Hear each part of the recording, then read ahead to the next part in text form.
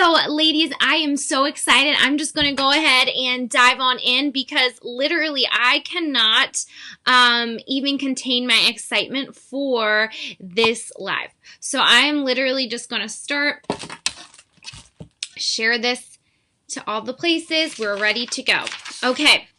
So I have my notes in front of me, but first off, before I go into talking about the Pear Shape, I want to explain what I'm doing. So basically, this is our body shape live series. Okay, so every week I'm going to go through the most common body shapes, and most women will fall into these 4 body shapes, but you might see that your variation of a few of them, or those descriptions may not exactly fit you, but that's okay. See if you can glean any other advice from these lives to help you, and always feel free to reach out to me via social media. Send me a DM or a private message or even an email, and we can go ahead and focus on your specific body shape. So I am super excited about that. First things first, if you have no idea what I'm talking about when I'm referring to body shape, up in the description above,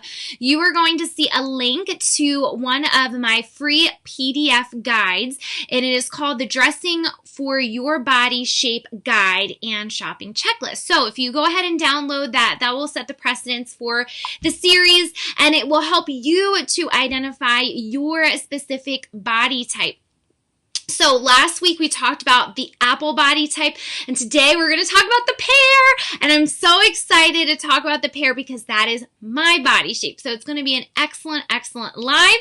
Hi Jen, Nicole, I'm glad to hear you're doing well, my friend. So today we're going to talk all things pear. We're going to go ahead and talk about a description for the pear so that you can figure out if you really are a pear. We're going to be talking about styling tips, wardrobe staples for the pear. But before I do, I would love to start off with a personal story of mine. So imagine Gabby.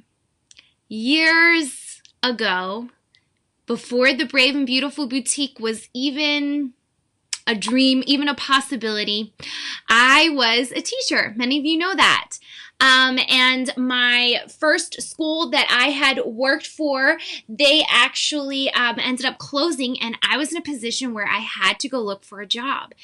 And I went and I had an interview at a school that I absolutely loved. It was like my dream job. I found out I had the interview literally, I think it was the night before, or if I'm not mistaken, maybe like 2 nights before the actual interview. And I remember freaking out, being so excited to tell Drew, like, hey, I have this interview. I am so excited. And then I remember going to my closet and literally wanting to cry. And what I saw when I looked in my closet was this closet that was bursting with clothes. Literally, I felt like my rack was making a U at this point with the amount of clothes I had in my wardrobe. However, I only had about 3 pieces that I truly felt beautiful and confident in.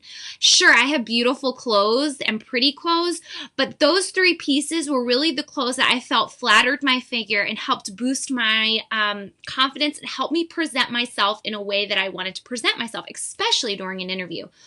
Well, those 3 pieces were not interview appropriate. Go figure. So I was at a dilemma. Okay, so I ended up just picking a skirt out of my closet and a top that I thought would be appropriate, and I'm like, you know what? Said a prayer, prepared as best I could, and I headed out the door. And I went to that interview that day. And throughout the time, I had to sit in the waiting room right before they're calling me into the boardroom to meet with the superintendent and the principal. And I am so nervous. But what made things even worse is throughout the time that I'm waiting, I am just shifting in my seat. I'm pulling on the edges of my shirt. I'm straightening it. I'm trying to fix my skirt. I go to the bathroom to see how I'm looking. And I am just fidgeting and so uncomfortable. Finally, I get called. I have all these thoughts going through my head as I'm waiting. And I'm like, okay, listen, I got a bottom, okay? I'm like, does this skirt make my bottom look huge? Does it make my thighs look big? Guys, I'm at the school. I'm at the interview. What am I doing having this conversation now? I don't even know. And then I'm thinking, does this top hug a little too much? Gabby, it's too late at this point. I should have shook myself and said, focus here. It's too late at this point. I go back into the waiting area, and I'm sitting there. Finally, I get called. Okay, I stand up. I'm fidgeting again. You know what I'm talking about. The fidget where you stand up out of your chair and you're pulling down your skirt, you're fixing your shirt, and you're doing that whole little thing. And I just am like, oh, Lord, please help me through this because I'm feeling horrible. And literally, I felt so uncomfortable and so nervous. Guys, it's an interview for like my dream job, okay? I was super nervous.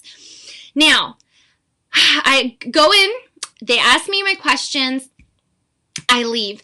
And as I'm leaving, I'm thinking to myself, wow, they said, good job, we'll get back to you. I'm thinking to myself, I didn't get that job. You know, I just knew it. You know when you just know? I'm like, no, I didn't get that job. And sure enough, I get the call. I didn't get the job.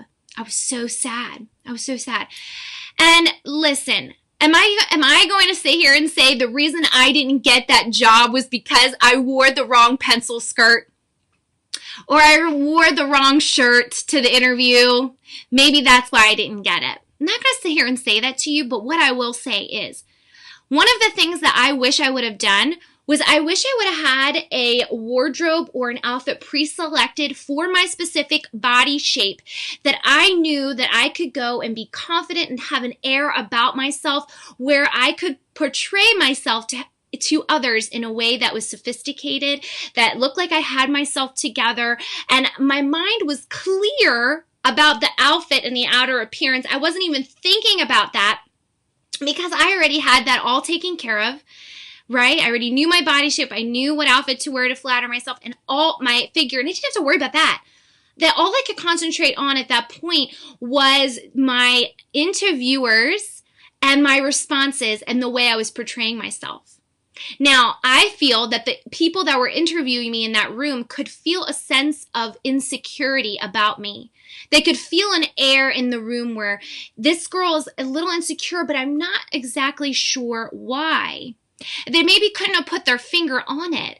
And really, if they would have stopped and really been in my head, I was insecure mostly about my clothes and the way I looked that day. I know it's silly, but hey, I'm a girl. I'm going to admit it. I knew how to do my job. I had teaching jobs prior. I had great reports, not to toot my own horn, but I knew what I was doing and I was confident in that. But maybe the air of insecurity that they were sensing was maybe thinking this girl doesn't know what she's doing, or maybe this girl doesn't have it together and may not be the best person for this role. Okay, so they didn't really understand. I didn't have that confidence to portray myself in a way that I was the right fit for that role.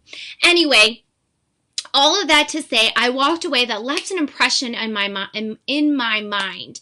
And now, fast forward years later, things have changed so much. I am no longer interviewing for teaching positions anymore. I have my own boutique that I am wildly passionate about. I love all of the women I get to serve. And my vision is to help women feel beautiful and confident so that they can achieve their goals and chase their dreams. I don't want you to ever have to go to an interview or a date or to give a speech or to even go to a meeting with your boss. You name it. I don't ever want you to be stressed out about what you have to put on your body or what you're wearing or what wardrobe pieces that you can put together for this event. I don't want that to be a thought in your mind anymore.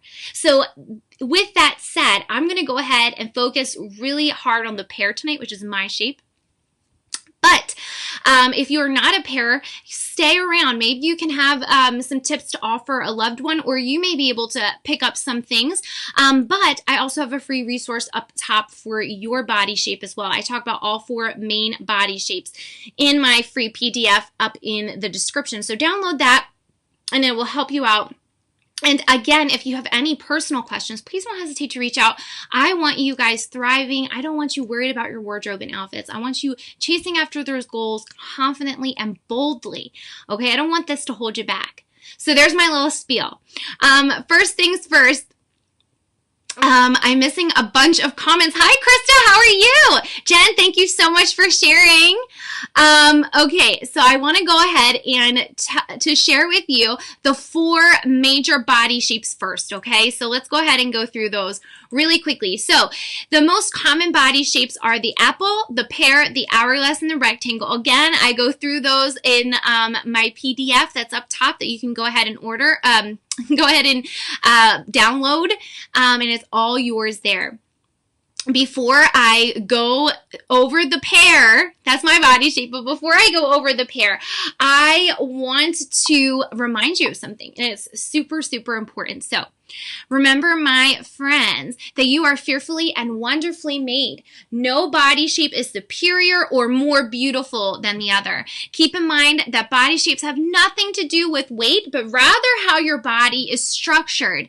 Finally, love your body, celebrate it, embrace it for the gift that it is, and be kind to yourself because you are beautiful, my friends. You are beautiful. So there's no body shape that is superior than the other. With that said, I'm going to be using some terms that I've used loosely in hopes to help describe the shape to you.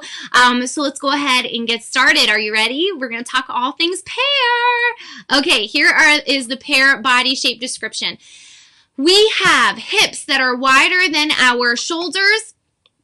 We have a round bottom and full thighs. We have narrow shoulders and a small bust, a defined and narrow waist. Now, guys, keep in mind that you do not have to be so fixated on that description, okay? We can vary a little bit on that, and like I said, these are the most common body types, but again, you could be a mix of 2 body types. So again, hang loosely on that. Let's just see if we can offer some value tonight and help with some styling tips and wardrobe staples. If you're having trouble with figuring out your body shape, of course, you're going to download that PDF I keep mentioning. But what you can also do is you can go ahead and stand in front of a mirror with your bathing suit on and go ahead and look over that description again and really analyze your body and see if you are a pear shape. Or you can get a measuring tape, and you will need a friend for this, but go ahead and measure your hips, your waist, and your bust and shoulders, and then compare it to the description. And that should give you a great idea if you actually are the pear. Once you have discovered that you are a pear and you're on my team, because I am team pear all the way, we can go ahead and give you some styling tips. So let's go ahead and see some styling tips for the pear. So for the pear, you want to draw attention to your waistline. Avoid clothing that draws attention to your hips and thighs, and avoid wearing low-rise skinny jeans. Let me go ahead and break that down for you. So when we're talking about body shape, we're talking about balancing out our body. And each body has a little more special aspects to it, right? So us pears, we have a bigger bottom. We have